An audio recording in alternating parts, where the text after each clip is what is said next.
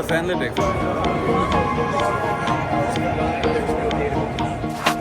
Thank you for coming to the talk today. I'm Paul Blankley. I'm the CTO and one of the founders of Zenlytic, and I'm going to be talking to Prakash, who's a Senior Director of Data and AI at Stanley Black Decker. We're going to go through three different sections and just do a little fireside chat. So the first is going to be how Stanley Black Decker uses data and AI and their journey to do so. The next section is going to be a little bit on how they're using Zenlytic, what some of their use cases are, and why they ended up choosing Zenlytic. And finally, we're going to talk through some of the future, like what is coming next for Stanley Black Decker. So, without further ado, let's hop into it. Thanks for being here today, Prakash. Thank you, Paul. I appreciate everybody coming in. Final day of the conference. And this is actually deja vu for me because I think last year, this week, same time, I stumbled upon Zenlytic in one of these booths. And we had this spirited conversation and started having that engagement after that. It led to us exploring Zenlytic more, you also appreciating more about our business and our use cases, and then partnering together. And I think it's been a fruitful win-win experience thus far. So thanks for inviting me here. It's awesome. Thanks you for coming.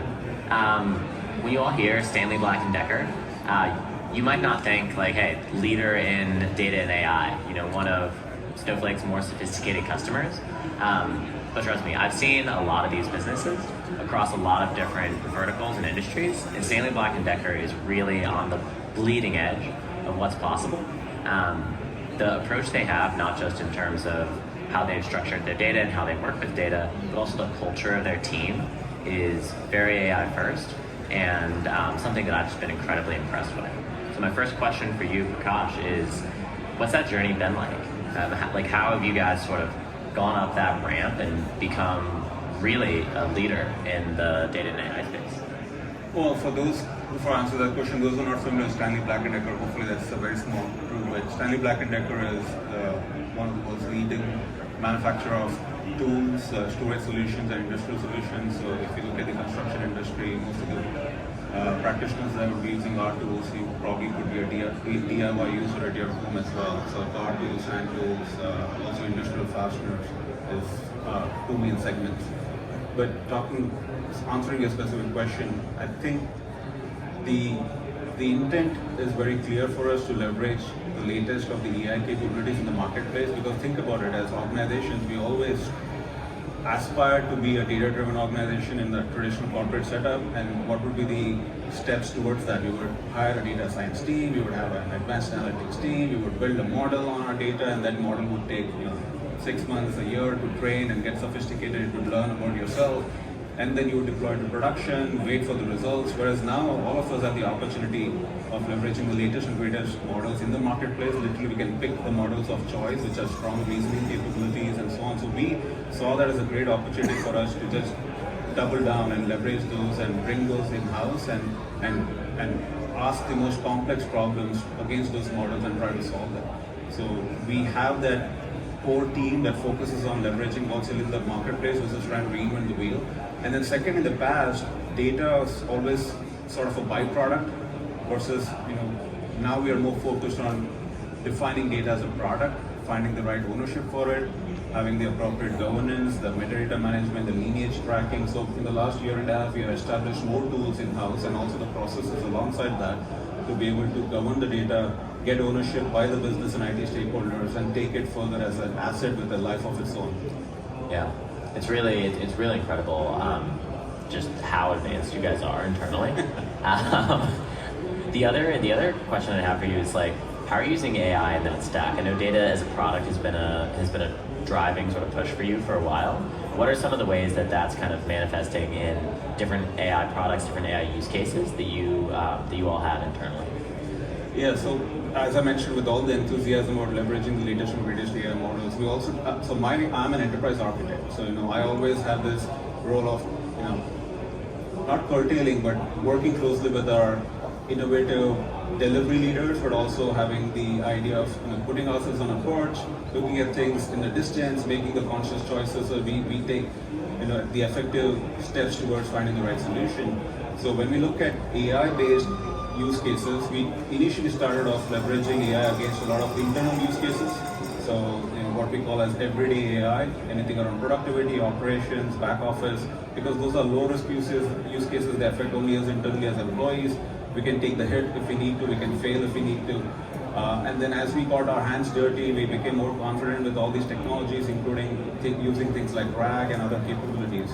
We now have started putting our foot forward towards some of the external facing, which we like to call it the revenue generating or the game changing AI, because that's where most of our uplift would be. So we are exploring those as well. And then alongside, we have this AI first mindset now. I think it took us a while over the last 2 years. Now, if any business problem statement comes to us, we first have an AI first mindset. We first ask the question, how can we use AI to solve this problem? Not necessarily to displace people of their jobs, but to see what's the latest and innovative and creative tool stack we have in our toolbox, and can we throw those at the problems and can we solve them more effectively and much more at a rapid pace versus doing the traditional waterfall programs that take forever to get to fruition. Yeah, that speed of iteration is something that we've definitely seen on our side as well. It also reminds me of Sam Altman's quote in the keynote, where he said that companies that are going to succeed in this age are the ones that are going to lean in early, try things early, fail a little bit. Like you said, picking some of those internal use cases to start, so you are failing in trying some new stuff. It's not catastrophic. You're able to get those learnings, you're able to improve, and then get to those really big use cases. Game changing, yeah. That's awesome. The next question I had is when we talked here last year, I think you had evaluated something like 8 different products that were all kind of similar. I think the big question there is, what were you looking for, and what stood out about Zenlytic that was different from those? Yeah, I still see some of those vendors here as well, and I'm sure it's an evolving space. Everybody's trying to reach the finish line, but the finish line always keeps changing. Some of the things that stood out, or what we're looking for, was the ability to have a conversational interface and a conversational back and forth with the data, which I think Zenlytic, even your UI, is so simple and easy to sort of navigate and leverage. Because there have been traditional BI tools, reporting tools like Power BI, for example, and I'm sure they are also maturing and adding more capabilities, but there you would always have to start with a report or a dashboard and then ask the question. And in some cases, at least when we evaluated, then the chain of thought reasoning and also the continuity in the conversation did not exist. You had to ask a question every single time without a connecting tissue. Whereas in Zenlytic, at least when we explored it, you had a very natural back and forth. And most of our users, end of the day, when we look at business users, when they generate reports, dashboards, they're trying to tell a story. They're trying to package that story for an executive audience in terms of the state of the business, state of their domain, whether it's the monthly business review, etc., right, as part of their day-to-day jobs. And I think Zenlytic allows our users to tell a story in a very natural, intuitive way. And part of the storytelling is also to make it visual, because a picture is 1,000 words. So in the interface, you can immediately turn that information into a very quick graphic, a quick visual, a dashboard, and then share that amongst your teammates. And while we have the models that we have built on top of which this data runs, we also have the ability to bring in the large language world knowledge into the equation and merge those two together and ask meaningful questions, get the appropriate answer. So those were things that stood out for me. I think there was another product that we reviewed where they were trying to leverage the metadata of the data platform for some of the data sets and let the machine learning learn through the metadata and generate the SQL queries. And we didn't think that was an efficient approach, because most metadata, to be honest, most metadata in most organizations is not there. The quality is bad, it's incomplete. So we didn't want to go down the path of, again, waiting for 6 months for a model to mature, and by the time the model matures, our business has changed and data requirements have changed. Instead, what Zenlytic was offering was you have this cognitive layer which allowed you to take the information that the user is asking in prompts, retrieve the appropriate data from the semantic model, and then fire a SQL query that allows you to answer the questions more intelligently. So I think those are the things that stood out for us. That's awesome. Thank you for the clear summary there. Another question I have for you is, I've seen, just watching how your team's using it, I've seen a bunch of really cool use cases. What are some of the use cases that have stood out to you so far that are just really valuable, or maybe just really cool? Like what are some of your favorite use cases? Yeah, some of them are not just within Zenlytic platform, there are a few others that are talking about cool use cases. I mean, we are at the heart a product company, a manufacturer, and we need to innovate constantly. I think we started in 1843, I think, so it's 182 years of existence. So you have to constantly innovate and figure out what's the latest and greatest. So, even if you look at our circular saws circular table saws, for example, and just designing and redesigning the circular saw to get the most efficiency and leverage and allowing our engineering teams to leverage the latest AI capabilities to design that. Because I think even to your point about Sam Altman, when Sam and Sridhar were speaking on day one, they talked about throwing the most complex models to the complex problems to these models and see what comes out of it. So that innovative bent of mind is critical. Within Zenlytic, we have explored use cases around, obviously the tariff and the impact of tariff, and seeing how those have changed our product cost, the product mix, and then also figure out how we should price our products. I think last month you might have seen a notification, we had to increase some of our prices for some of our products. But then in all of that, the simulation and the extrapolation, we were able to leverage Zenlytic because we have all the data and we allow the business users to ask seemingly natural language questions to get to the meat of the intent they want to go after. We also had use cases around, traditional use cases around supplier spend management. We also are a product company, so we have thousands of SKUs, so we also have to rationalize those SKUs on a regular basis. So SKU rationalization and leveraging the tool to give us insights on what combinations make the most sense in our product portfolio and accordingly figure out the bill of materials for that. We had a couple of global data quality use cases as well, but essentially the traditional use cases you would use for a BI dashboard and report, we just flipped all of them to leverage Zenlytics to access the data and have the user figure out what the sort of question they should ask and accordingly make the right decisions. Because I think decisions and they are like stones and the data is like the water, all percolating. So we now have our users more familiar with using Zenlytic and leveraging as much as possible with the available data. Yeah, no, it's so cool. One of the things that Matt said as well, the CTO, said that there's a lot of different products that can tell you, what sales were last week, say give facts about the business, and you don't need another product like that. And one of the things that he especially liked about Zenlytic was the ability to go from this collection of facts to actually being able to make decisions. Because all those use cases you mentioned are decision-oriented. They're high impact. It's like figuring out how to handle tariffs in a turbulent environment is exactly the kind of problem that we want to help you guys solve and what we're good at. So for the next section, I want to talk a little bit about the future. So you all at Stanley Black Decker have some incredible use cases. You're really on the forefront of what's happening with AI. Like what's next for you? Like next 6 months, next 12 months, like what do you think is around the corner for how you're thinking about the future? Yeah, so we want to keep the ethos of experimenting fast and failing fast if need be. So that has now percolated for a lot of our business across different domains, and we are getting more and more business stakeholders fully invested in this as well. So as again, I'm reiterating what Sam said right in the opening keynote, throw in the most complex problem, let the latest reasoning model figure out how it wants to solve it, and then obviously have the human in the loop to review the outcome, and then leverage that as your brainstorming agent. And talking about agents, to your question, our next path is also to define the agentic framework and the appropriate guardrails required to manage agent sprawl and leverage agents in different facets of our business and almost have human-like behavior for those agents.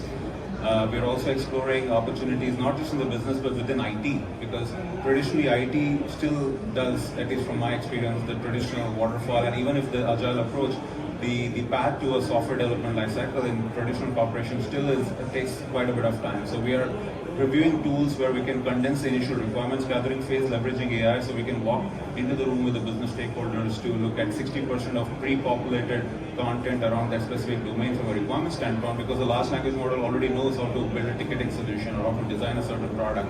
So we walk in with that information and allow us to reduce the potential requirements gathering phase, because we all know, being in this industry, if you get the requirements done well with the appropriate personas and their facets, then building the solution becomes relatively easier. And then also continuing the AI first culture in the organization. So we have an AI governance council which has representatives from legal, privacy, data, other teams. So continuing to percolate the culture and allowing those individuals to upskill themselves. So the AI first mindset is just not restricted to a few or the growing few, but mostly for the entire organization. That's one thing that I've been especially impressed with your organization is like so many people are just leaned in, like they are not just familiar with AI products, but they're using them to a much higher extent than a lot of other people are in the industry. Like what would you credit to internally that kind of just leaning in on AI and because it's not just you, it's not just the leadership, you have a lot of your team that's also leaning in, also getting into it. Like what do you think has been kind of the cause of that difference in culture? I think that I'll give a couple of cliche responses. I think it's leading by example. I think that inspires and motivates. That's one. The second is we have different forums to socialize this, right? We don't restrict ourselves to just a certain medium, the traditional certification programs or whatnot. We have a user analytics community of practice that meets everyone. We have a couple of other architecture forums where we bring in stakeholders from different groups. We did a lunch and learn session last quarter where we had 1,200 attendees, which is the largest for any lunch and learn session. And I think in general, the marketplace is also keeping everybody on their toes, right? Because every other day you open up, something has changed, a new model has come in place, a company has been bought, or somebody has got in bed together, and now the next big model is coming soon. And so all of that is creating a buzz within the organization, and because we are quite proactive in exploring what's possible, we also have noticed, and in my past experience, that you have an architecture team and you have a delivery team in the organization, and typically they don't they meet once a month, once a quarter, and they don't integrate well. We are very well integrated. Our architecture and delivery organizations are very much within the same two-in-a-box concept. So that way we keep an eye on what's available, but we are also very practical on what's possible, and we work very well in tandem then. Yeah, that's awesome. And you have the results to show for it as well. I think if I have to sort of say a little bit about what I've seen and what I think is coming in the next 12 months, is we see companies like you and J.Crew and some of our other companies who really lean in, who aren't just using the product, but are coming in and really leaning into AI, like getting a lot out of it, asking these complicated, these really impactful, high-value questions. Those companies are kind of pulling away. They're able to operate a lot faster than they were before. They're able to make better decisions, again, faster than they were last year. And we see those kind of companies pulling away a bit from the companies that are a little bit more cautious around AI. So it's something I've just been really impressed with your team on. And since you mentioned it, I think one of the other factors is the adoption, because I think your product, Zenlytic, right? But then you have a human persona to it called Zoe, right? And so I think for adoption as well, what we have noticed, which has been more successful for us, is every agent or every co-pilot that we have built in-house, we have given them a human persona. We have given them names. Right now, we have given them names for our founding fathers of the company. We have called a certain co-pilot a certain name, so there's a human liking to it, and that I can see makes a big difference, because people like to associate themselves with like-minded characters and personas and versus a robot. So I think that has been critical. A small change, but it definitely helps in adoption. Yeah, those small changes matter a lot. So last question. I think it's going to be really fun. Assuming AI and the underlying models just continue to get better at the same, breakneck pace that we've seen, what kind of new capabilities do you think are possible, like 12 months from now, that just fundamentally aren't possible today due to how good the models are? I think the way we design and innovate will be radically different, because now we have all the knowledge available in these models. Again, I go back to reasoning capabilities. You have these models which have PhD level capabilities in terms of computation and cognition across multiple domains. So when you look at our engineering teams and our product design teams, especially with things like electrification, we would leverage these models to the nth degree, because we would rather, it's almost like having a scientist sitting next to you, and you innovate with them, brainstorm with them, and there's no what do you say, you can fail as many times as well, nobody's going to come and reprimand you, right? So that's definitely the ethos for us. And then second, I think the ability for our entire organization to really upskill themselves. And it's not necessarily about, because when we talk about AI and the future, I think jobs and all of that become a part of the conversation. We have taken conscious choices or conscious steps to actually repurpose some of our affected individuals into different roles. And I think that also allows them to upskill themselves while continuing to build the gravity on AI and AI skills. So I think those would be upskilling our workforce, getting them ready, getting the talent ready, but also continuing to push the boundaries and innovate and leverage what's available in the marketplace. That's awesome. And one of the things that I think is really interesting is that what gives you the ability to push a lot of those boundaries is the foundation that you all have built with Snowflake, with Zenlytic, with some of the other work that you've done just foundationally to have the right context, the right information, the right metadata ready for the model at the time. I mean, it's a continuous process. We're not 100% there. No organization come and say we have figured it out, but we are very much in that path, and we are very conscious leaders making conscious choices, and that certainly helps. Yeah, it's amazing to see. Well, thank you all for coming to the talk today. Appreciate you coming, and I'll be around here for questions after, if anybody has any. Thank you.